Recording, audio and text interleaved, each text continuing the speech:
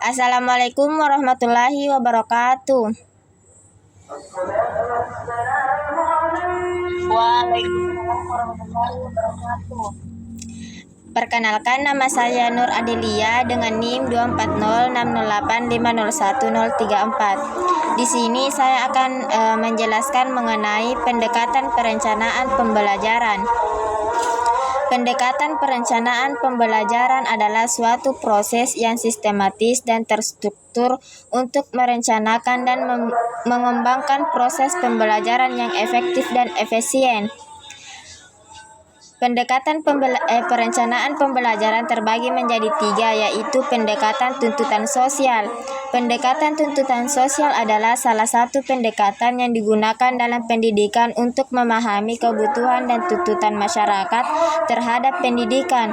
Tuntutan sosial diartikan sebagai kumpulan tuntutan umum yang diajukan oleh masyarakat untuk memperoleh pendidikan yang berkualitas dan relevan dengan kebutuhan mereka. Misalnya, masyarakat dapat menuntut pendidikan yang lebih berkualitas dengan meminta peningkatan kualitas guru, peningkatan kualitas fasilitas pendidikan, dan peningkatan kualitas kurikulum. Selain itu, masyarakat juga dapat menuntut pendidikan yang lebih relevan dengan kebutuhan mereka, seperti pendidikan vokasional dan pendidikan keterampilan.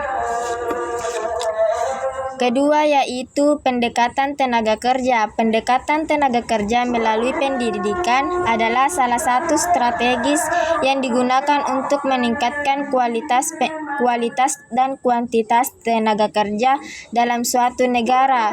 Pendidikan ini berfokus pada pengembangan kemampuan dan keterampilan tenaga kerja melalui pendidikan dan pelatihan, sehingga mereka dapat menjadi lebih produktif dan kontribusi pada pembangunan nasional. Misalnya, di sebuah negara, pemerintah memutuskan untuk meningkatkan kualitas tenaga kerja melalui pendidikan dan pelatihan. Mereka membangun sekolah-sekolah vokasional dan politeknik yang menawarkan program-program pelatihan yang relevan dengan kebutuhan industri. Selain itu, mereka juga menyediakan beasiswa dan bantuan biaya pendidikan di bidang-bidang yang relevan dengan kebutuhan industri. Dalam beberapa tahun, negara tersebut berhasil meningkatkan kualitas tenaga kerja dan menjadi salah satu negara dengan ekonomi yang paling berkembang di wilayahnya. Nah, yang ketiga itu pendekatan nilai imbalan. Pendekatan nilai imbalan adalah suatu pendekatan yang digunakan untuk mengatasi masalah alokasi sumber dana nasional dalam pendidikan. Pendekatan ini berfokus pada mencari keseimbangan antara keuntungan dan kerugian dari alternatif yang dipilih dalam pengalokasian sumber dana nasional. Misalnya, pemerintah suatu negara ingin meningkatkan kualitas pendidikan di negara tersebut. Mereka memiliki beberapa alternatif untuk mencapai tujuan tersebut.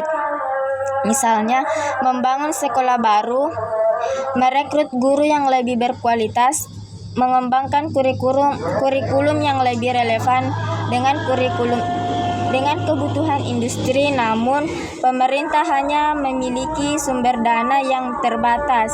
Oleh karena itu, mereka harus memilih alternatif yang paling menguntungkan. Setelah melakukan analisis, mereka memutuskan untuk merekrut guru yang lebih berkualitas.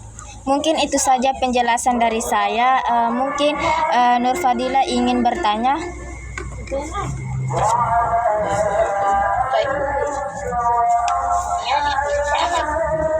Apa kelebihan dari dan tadi dijelaskan secara singkat saja? Nah, pertanyaan dari Nur Fadila itu kelebihan dari 3 poin tersebut.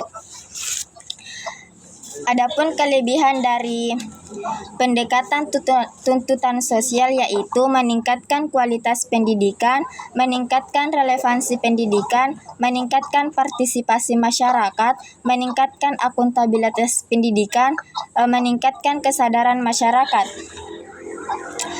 Kedua itu kelebihan dari pendekatan tenaga kerja. yaitu meningkatkan kualitas tenaga kerja, meningkatkan produktivitas, meningkatkan kualitas produk, meningkatkan daya asing, meningkatkan kesempatan kerja, meningkatkan pendapatan nasional, dan meningkatkan kualitas hidup. Kelebihan dari pendekatan nilai imbalan yaitu meningkatkan efisiensi pengalokasian sumber dana, meningkatkan kualitas pendidikan, meningkatkan kemampuan siswa, meningkatkan akuntabilitas, dan meningkatkan transparansi, meningkatkan keputusan yang lebih baik, dan meningkatkan kemampuan untuk menghadapi perubahan. Mungkin itu saja jawaban dari saya. Apakah diterima? Ya, jawabannya diterima. Terima Baik, kasih. langsung saja di sini mempresentasikan hasil kerja saya. Aku nama senior Fadil Afriyani dengan NIM 240608502016 dari kelas B. Di sini saya akan membahas konsep pembelajaran inquiry. Apa itu konsep pembelajaran inquiry? Inquiry ini merupakan pembelajaran yang dapat berpikir nyata dan kritis dalam menyikapi berdasarkan teori yang ada. Pada siklus inquiry, observasi ini dimulai dengan bertanya, mengajukan hipotesis, mengumpulkan data. Adapun contoh dalam bahasa Indonesia yaitu siswa dapat memahami paragraf deduktif, induktif, campuran, inovatif, deskriptif, dan argumen.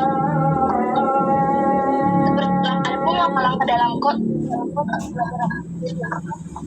memberikan paragraf acak dan meminta siswa mengamati pola penyajian ide pokok.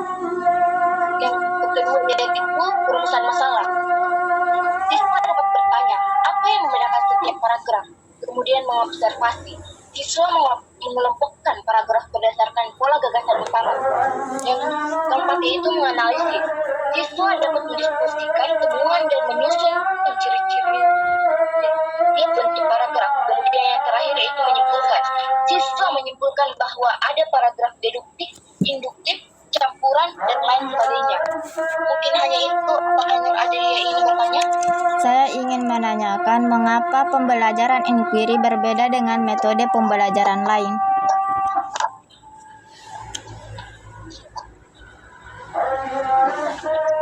Baik, pertanyaan saya yaitu mengapa pembelajaran inquiry berbeda dengan metode pembelajaran lain? Bisa diulang. Baik, pertanyaan saya yaitu mengapa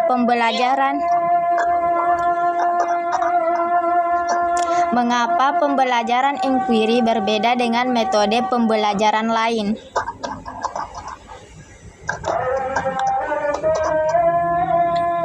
Baik, di sini saya akan menjawab pertanyaan Anda. Inquiry berbeda dengan metode pembelajaran yang lain. Inquiry lebih menekankan pada konsep pembelajaran sendiri, sementara metode pembelajaran yang lain seperti expository lebih berfokus pada pemberian informasi secara langsung. Apakah jawaban saya diterima? Iya, diterima. Terima kasih. Mungkin hanya itu. baik, terima kasih.